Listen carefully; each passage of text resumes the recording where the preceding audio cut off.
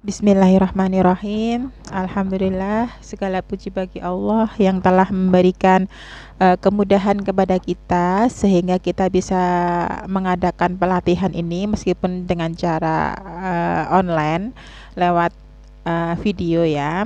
Tapi insya Allah tidak akan menghalangi ya niat kita untuk mencari ilmu, karena mencari ilmu itu hukumnya wajib bagi setiap muslim ya, terutama ilmu agama. Tapi untuk memudahkan kita dalam hidup, kita juga butuh ilmu dunia, terutama kalau bagi kita seorang ibu itu mendidik anak ya. Nah, nanti insya Allah pada kesempatan kali ini kita akan membahas tentang teori perkembangan kognitif dan perkembangan manusia. Nah, untuk perkembangan kognitif ini kan penting karena anak-anak ini sudah mulai memasuki usia sekolah ya, dan saat ini usia prasekolah itu diharapkan diharapkan ya, insya Allah anak-anak itu mampu menyesuaikan dengan lingkungan yang baru ya, lingkungan yang baru, ditambah dia harus bisa nanti belajar keterampilan-keterampilan yang lain. Terus dia mulai belajar huruf, mengenal angka, menulis. Nah, itu sudah merupakan keterampilan kognitif. Selain itu dia juga harus bersosialisasi dengan teman. Nah, bagaimana cara dia memanajemen dirinya. Nah, itu nanti perlu sekali kita bahas guna memberikan respon yang baik ketika anak nanti mengalami masalah, terutama yang kita hadapi yaitu anak-anak berkebutuhan khusus. Nah, kita mulai dari teori kognitif ya. Ini berdasarkan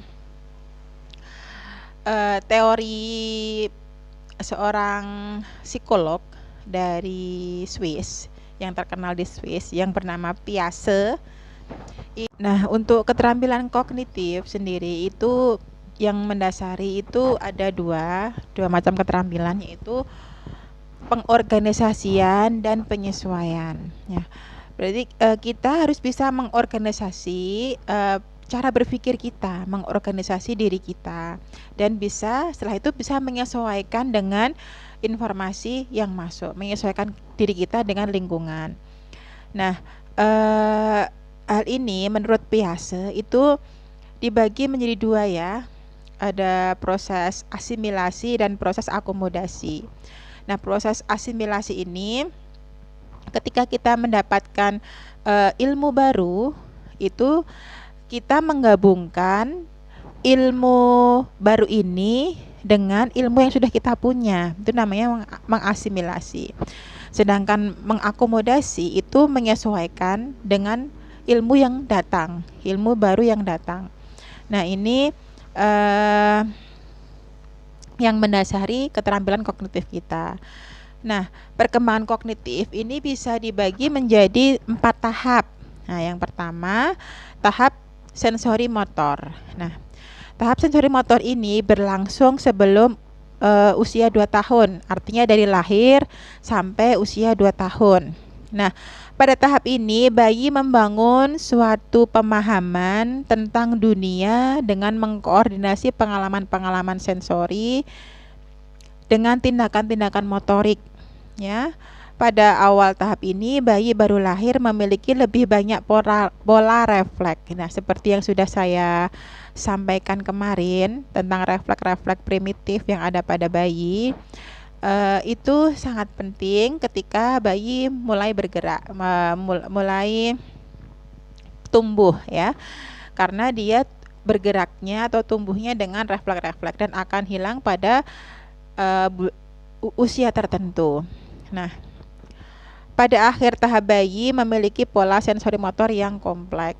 Nah, sensori motor itu ya sensorinya sudah mulai bisa berfungsi dengan baik, sudah bisa menanggapi rangsangan dengan baik. Misalkan dipanggil, dia menoleh, dia mau mengikuti instruksi sederhana kita. Nah, itu namanya pola sensori motor. Nah, untuk tahap kedua itu tahap praoperasional. Nah, tahap ini berlangsung di usia 2 sampai 7 tahun. Nah, pada tahap ini anak-anak itu biasa melukiskan dunianya dengan kata dan gambar. Jadi anak itu suka suka apa ya? Suka menceritakan pengalaman dia. Terus dia suka menggambar. Nah, itu memang keterampilan kognitif dia gitu ya. Yang yang kemampuan dia baru sampai tahap itu ya. Dengan apa ya? Kalau misalkan habis nakalin sama teman, dia bilang-bilang sama ibunya, mama tadi aku diginiin sama temanku. Nah, seperti itu keterampilan kognitif dia ya. Kita juga harus menanggapi dengan baik ketika anak datang ke kita terus dengan mengeluhkan tentang apa yang dia alami. Kita tanggapi dengan baik. Oh iya kah? Nah, jangan diabaikan ya bunda ya, jangan diabaikan, karena ini membangun kepercayaan diri dia, membangun integritas diri dia ya. Jadi pada tahap ini sebisa mungkin kita, meskipun kadang kita nggak paham ya, dia masih bahasanya nggak nyambung kah atau gimana ya, nggak jelas di kita tangkap maksudnya gimana sih anak ini. Nah, tapi kita jangan menunjukkan hal negatif kepada anak. Kita kasih tanggapan yang positif. Oh iya kah? Oh kamu pintar. Wah terus kamu gimana? Atau adik gimana? Maksudnya gitu, seperti itu ya. Atau sebut namanya gimana gitu. Pokoknya kasih tanggapan yang baik ya. Dan kita ketika memberikan tanggapan yang baik itu sebisa mungkin bertatap muka dengan anak. Jadi kita matanya ini diusahakan sejajar. Kalau anak tuh lebih rendah ya kita menunduk gitu ya, biar dia itu bisa nyaman bicara dengan kita dan dia merasa diperhatikan oleh kita. Nah, untuk tahap selanjutnya tahap operasional konkret. Nah, ini terjadi pada usia 7 sampai 11 tahun. Pada tahap ini penalaran logis dapat diterapkan ke dalam contoh-contoh konkret. Jadi dia sudah bisa berpikir konkret di usia anak sekitar 7 sampai 11 tahun, usia SD ya. Itu sudah bisa berpikir secara konkret. Ya. Terus tahap selanjutnya itu tahap operasional formal. Nah, pada tahapan ini berlangsung mulai usia 11 sampai 15 tahun. Pada tahapan ini melalui pengalaman konkret individu berpikir secara abstrak dan lebih logis lagi.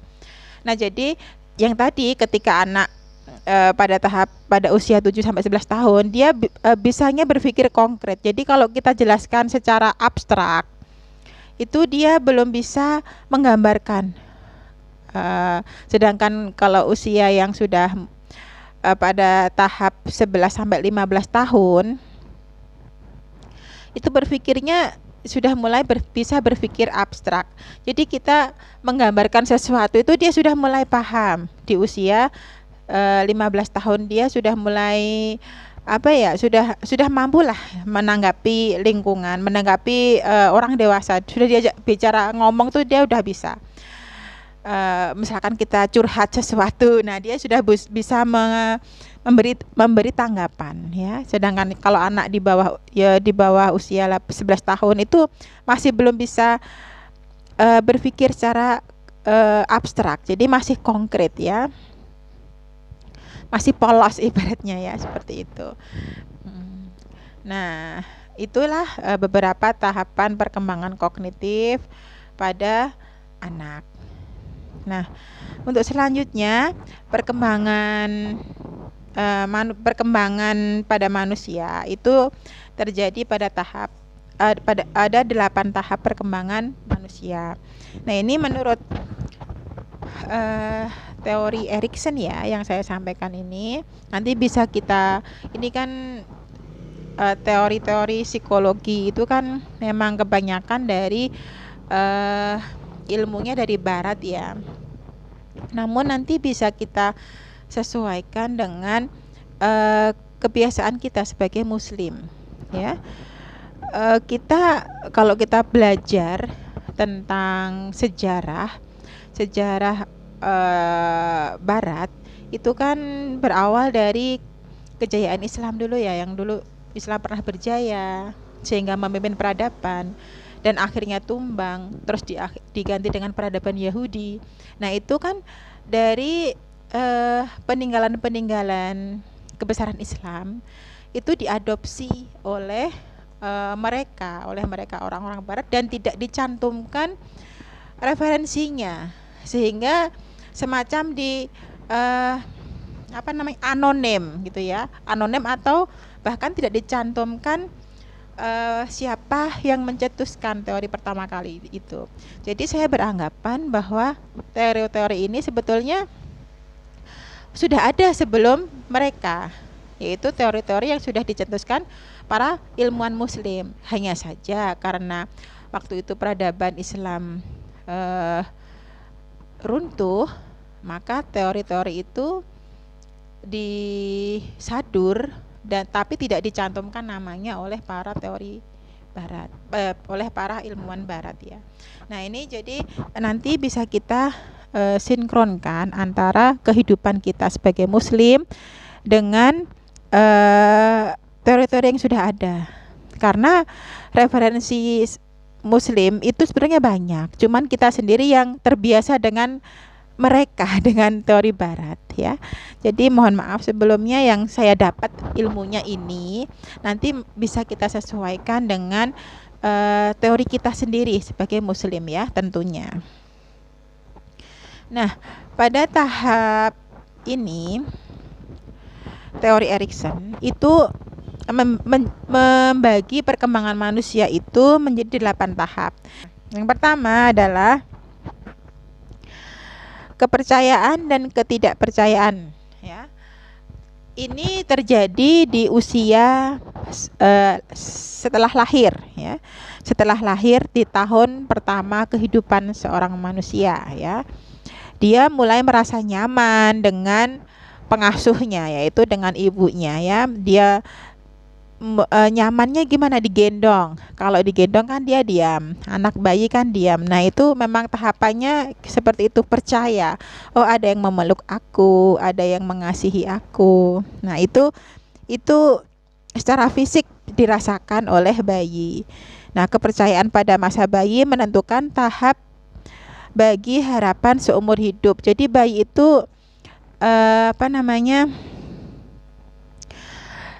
sering dipeluk ya bunda ya, biar dia merasa nyaman, merasa aman dengan dunianya yang baru. Setelah dia dari dalam perut itu hangat, ada kehangatan di dalam perut bundanya. Setelah keluar di dunia itu dia juga harus menyesuaikan diri dengan kehidupan yang barunya. Maka kita peluk dia, kita sayangi dia sehingga dia merasa aman ya. Dia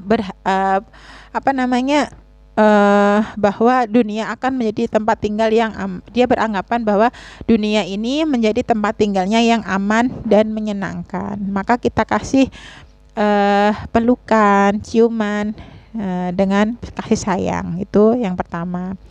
Yang kedua, tahapan yang kedua adalah otonomi dengan rasa malu dan keraguan-raguan ya. Tahap ini berlangsung dari usia 1 sampai 3 tahun.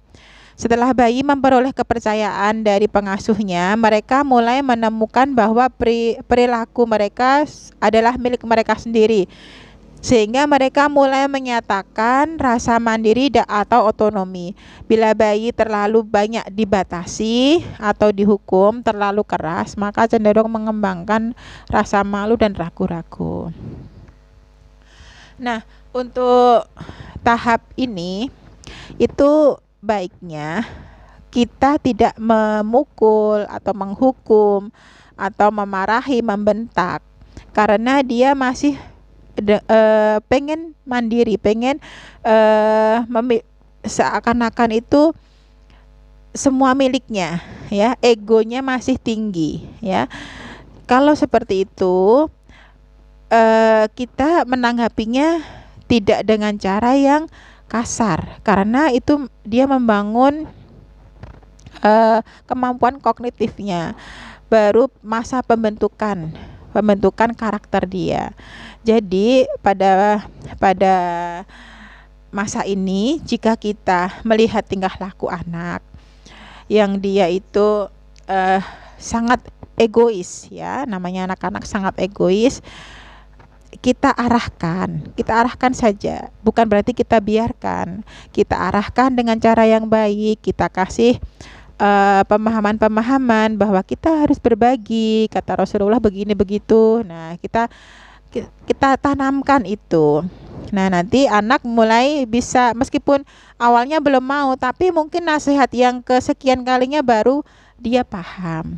Tapi terus kita munculkan terus. Nah, jangan sampai anak di usia 1 sampai 3 tahun ini dihukum terlalu keras. Dihukum boleh, tapi jangan menyebabkan anak itu menjadi trauma. Kalau anak sering dihukum dengan hukuman yang keras, nanti anak jadi tumbuh menjadi pribadi yang ragu-ragu. Dia suka ragu-ragu ketika mau melangkah, gitu ya. Iya apa enggak jelas dia. Nah, begitu. Jadi kita sayang, tapi juga kita tidak terlalu membiarkan. Sayang boleh, tapi tidak juga terlalu membiarkan dia dengan kesalahan dia. Kita tetap mengarahkan.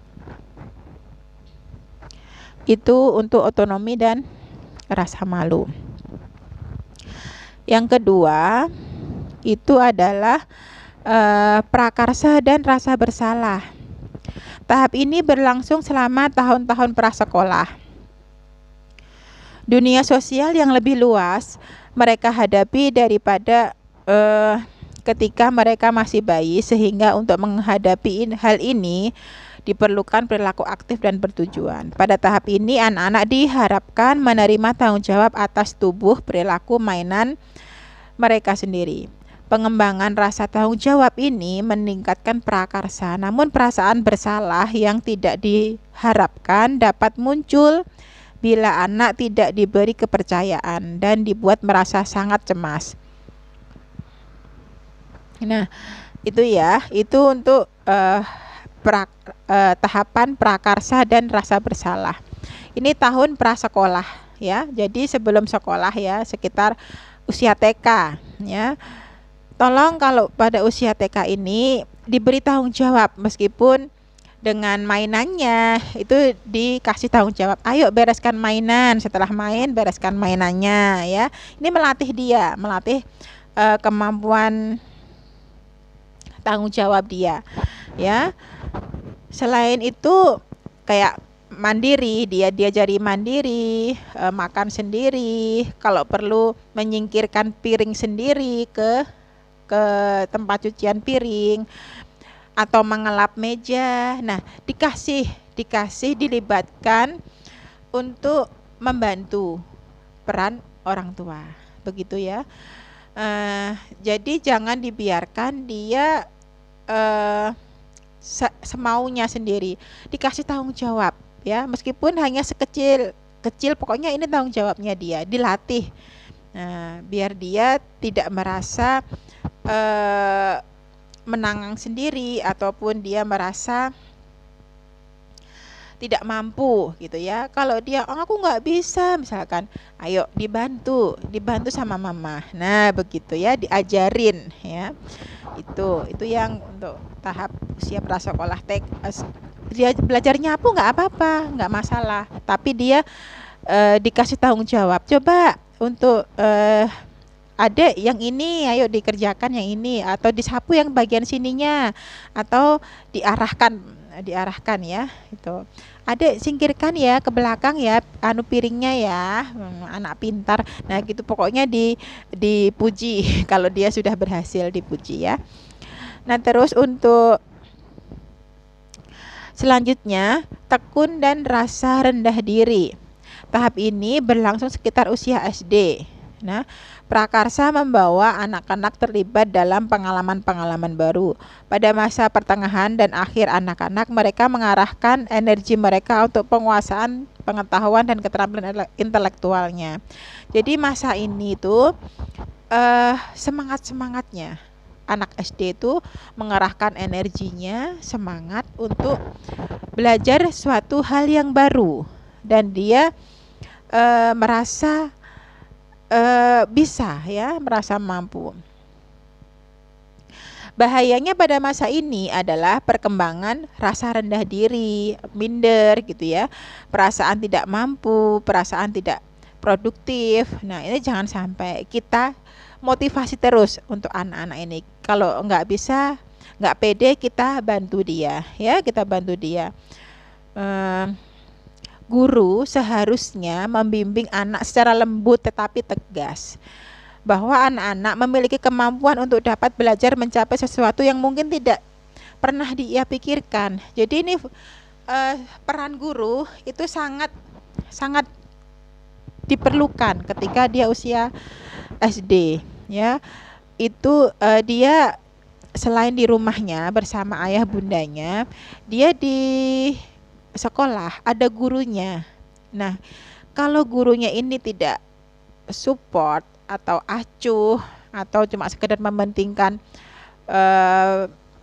kemampuan akademiknya saja, ya anak jadi kurang, untuk masalah psikisnya jadi tidak tersentuh gitu ya. Maka selain mengajarkan keterampilan akademik, seorang guru itu juga perlu mensupport mentalnya juga. Kenapa anak ini kok sering malas ketika disuruh untuk mengerjakan PR? Nah, itu dimotivasi. Nah, maka peran guru ini sangat penting sekali ketika di usia SD ini. Jadi guru-guru yang baik itu Masya Allah bisa memberikan kesan tersendiri bagi anak didiknya ketika nanti dia sudah besar, karena dia merasa anak yang sudah dididiknya itu merasa sangat berjasa guru waktu itu ya. Jadi punya kesan tersendiri bagi guru yang memang baik ya, sampai bisa menyentuh atau merubah pola pikir dia. Nah, seperti itu. Maka guru yang berakhlak itu sebetulnya lebih dipentingkan di usia-usia segini. Ini bukan hanya sekedar mementingkan nilai-nilai akademik saja. Nah, selanjutnya identitas dan kebingungan. Tahap ini berlangsung pada tahun-tahun masa remaja, di mana individu dihadapkan pada penemuan siapa mereka, bagaimana mereka nantinya, dan kemana mereka menuju ke kehidupannya. Pada masa ini, anak remaja dihadapkan pada banyak peran baru dan status orang dewasa. Orang tua harus mengizinkan anaknya untuk menjalani perannya, menjalani banyak peran. Jika anak remaja menjajaki peran-peran semacam itu dengan cara yang sehat dan tiba pada jalan yang positif untuk diikuti dalam kehidupan, maka identitas positif dapat dicapai. Nah, kalau di Islam, kita sebagai orang Islam, itu kita ketika melihat flashback ke belakang ya, ketika kita melihat sejarah, banyak dari kalangan sahabat Nabi itu yang masih muda-muda, tapi mereka produktif. Contohnya seperti Usamah bin Zaid. Nah, itu dia ditunjuk oleh Rasulullah sebagai panglima perang di usia 18 tahun. Usia 18 tahun panglima perang. Nah, kalau saat ini usia 18 tahun ngapain Bunda? Duduk di di kamarnya sambil main gadget ya. Dan apa ya yang dia lakukan? Kadang bundanya atau orang tuanya juga tidak tahu apa yang dia lakukan untuk masa depannya. Sedangkan pada masa Rasulullah itu kok bisa ya sangat produktif. 18 tahun jadi pemimpin. gimana ceritanya ya. Maka ini perlu kita pelajari. Di Islam itu banyak ada panduannya nanti ya. Nah, maka di tahapan ini itu peran orang tua itu sangat-sangat penting. Maka sebelum-sebelumnya, sebelum tahapan di usia remaja ini itu eh dibangun pondasinya dulu ya, dibangun pondasinya dulu. Orang tua membangun image-nya dengan baik dia kepada anak-anaknya, bahwa orang tua itu sebagai guru iya, sebagai pendidik iya, pendidik juga guru ya, pendidik guru sama, sebagai teman, kalau dari sini sebagai teman, terus memberikan perhatian gitu ya, mengajari pondasi-pondasi adab ya, pondasi-pondasi iman itu yang akan mendasari anak ketika dia tumbuh, sudah mempunyai pikiran sendiri ya, anak di usia segini nih sudah mempunyai pemikiran sendiri sehingga bisa diajak sharing. Tidak bisa diatur lagi sih memang, cuman ketika kita menyiapkan dia sebelum masa ini, itu ketika kita ngomong mereka taat ya, itulah yang sulit bagi sebagian orang tua ya. Kok bisa ya bisa setaat itu, bahkan kayak Nabi Ismail itu disembelih manut mau disembelih bukan disuruh sholat ya. Kalau disuruh sholat anak-anak sekarang ya nggak tahu gimana anunya, kalau disembelih manut apa enggak gitu ya, itu zaman dulu tapi perlu, bukan masalah zaman dulu atau sekarang ya, sama, karena ada panduannya. Maka bagaimana cara kita membuat anak kita itu taat sama kita, maka perlu kita siapkan, kita kasih ilmunya biar mereka paham. Seiring dengan perkembangan usianya, mereka bisa paham dengan Islam ini mengajarkan apa begitu. Nah, mengajarkan adab sebagai anak harus seperti apa dengan orang tuanya. Nah, seperti itu harus kita tanamkan sehingga ketika dia sudah di usia remaja, dia sudah paham dan kebiasaannya juga sudah baik ya. Banyak didekatkan dengan Quran sehingga mudah diatur. Begitu ya, Bunda ya. Selanjutnya untuk tahapan selanjutnya itu keintiman dan keterkucilan ya. Ini mereka sudah mulai menjalin hubungan, bisa menjalin hubungan dengan orang di luar keluarganya ya.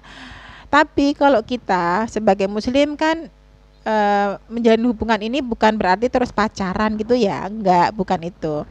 Menjalin hubungan itu dia punya teman, bisa bersosialisasi dengan baik. Maksudnya dia, misalkan kita nih punya anak perempuan atau punya anak laki-laki, dia sudah bisa bergaul dengan teman, dengan guru, dengan ustadznya, dengan, kalau pergaulan dengan yang baik ya, kita bergaul dengan, maka komunitas itu penting ya Bunda ya. Komunitas itu penting, kita bisa mengenalkan dia, atau dia bisa menjalin hubungan lebih intens dengan ustadznya, dengan temannya, ataupun yang lebih senior dari dia, itu seperti itu. Kalau misalkan relasi atau hubungan intim digambarkan sebagai penemuan diri sendiri pada orang lain. Nah, jika pada masa ini individu berhasil membentuk persahabatan yang sehat dan relasi yang akrab dengan orang lain, maka keintiman tercapai. Tetapi jika tidak, isolasi akan terjadi. Nah, kalau dia tidak bisa menyesuaikan dengan orang, maka dia merasa terkucilkan. Nah, ini jangan sampai ya, keterkucilan ini jangan sampai. Terus selanjutnya generasi dan mandek. Tahap ini berlangsung selama pertengahan masa dewasa. Nah, individu ini mulai berpikir untuk mengarahkan atau untuk mengembangkan generasi yang baru, mencetak generasi yang baru. Mungkin dia mulai mendidik anak-anaknya gitu ya. Perasaan belum melakukan sesuatu untuk membantu generasi berikutnya adalah stagnation. Jadi ketika seseorang itu tidak bisa menyiapkan generasi, itu jadinya mandek ya generasinya, disebut stagnation, itu mandek ya, berhenti gitu. Nah, selanjutnya integritas dan kekecewaan. Tahapan ini berlangsung selama akhir masa dewasa. Akhir masa dewasa, jika nanti ketika ini sudah tua ya, mungkin sekitar usia 50-an tahun ke atas atau 60-an tahun ke atas. Ketika dia mengingat masa lalunya, terus dia banyak karyanya, dia akan menemukan kepuasan hidup. Tetapi ketika dia melihat masa lalunya dan banyak negatifnya, maka yang muncul adalah kekecewaan. Ya, jadi ini perlu disiapkan oleh kita, terutama para bunda. Terutama kita menyiapkan diri kita juga. Kita mendidik anak-anak kita dengan baik. Kita memberikan sesuatu yang bermanfaat. Nah, itu insya Allah akan menjadi karya bagi kita yang akan memberikan kepuasan kepada diri kita di usia tua nanti. Nah, begitu ya Bunda ya. Nah, itulah yang teori-teori yang bisa saya sampaikan, dan kurang lebihnya saya mohon maaf. Insya Allah nanti untuk kedepannya, untuk hari Sabtu berikutnya kita mulai praktek aja ya. Kita mulai praktek bagaimana caranya memberikan terapi kepada anak-anak berkebutuhan khusus ya. Dan bagaimana cara mendeteksi apakah ini anak berkebutuhan khusus atau enggak, itu kita berikan informasinya dan kita bisa menyikapinya dengan benar dan tepat insya Allah. Nah, begitu ya Bunda ya. Mari kita akhiri. Alhamdulillahirrahmanirrahim. Subhanakallahumma wa bihamdika asyhadu alla ilaha illa anta astaghfiruka wa atubu ilaik. Assalamualaikum warahmatullahi wabarakatuh.